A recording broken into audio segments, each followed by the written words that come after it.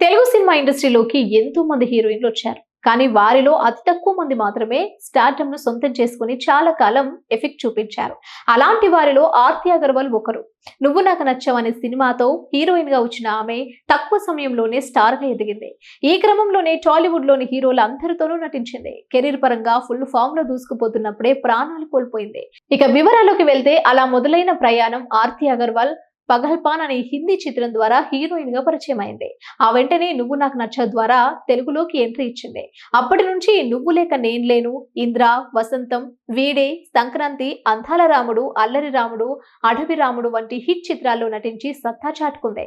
ఆర్తి అగర్వాల్ మరణంతో చాలా కాలం పాటు హీరోయిన్ గా ఓ వెలుగు వెలిగిన ఆర్తి అగర్వాల్ ఆ తర్వాత సినిమాల అవకాశాలు లేకపోవడం, భర్తతో విడాకులు అవడంతో పాటు కొన్ని వివాదాల కారణంగా డిప్రెషన్ లోకి వెళ్లిపోయింది. దీంతో ఆమె బరువు తగ్గేందుకు కొన్ని సర్జరీలు కూడా చేయించుకుంది. ఈ క్రమంలోనే 2015 జూన్ 6న గుండెపోటుతో మరణించింది.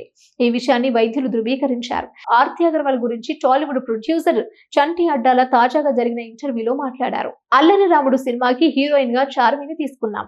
ఎన్టీఆర్ చార్మి లావుగా ఉంటే కష్టమని ఆలోచించి ఆర్తి అగర్వాల్ ను తీసుకున్నాం. అలా తాను మా బ్యానర్ లోకి వచ్చింది. ఆ తర్వాత 'అడవి రాముడులో' ప్రభాస్ కోసం తీసుకున్నామని ఆయన చెప్పుకొచ్చారు.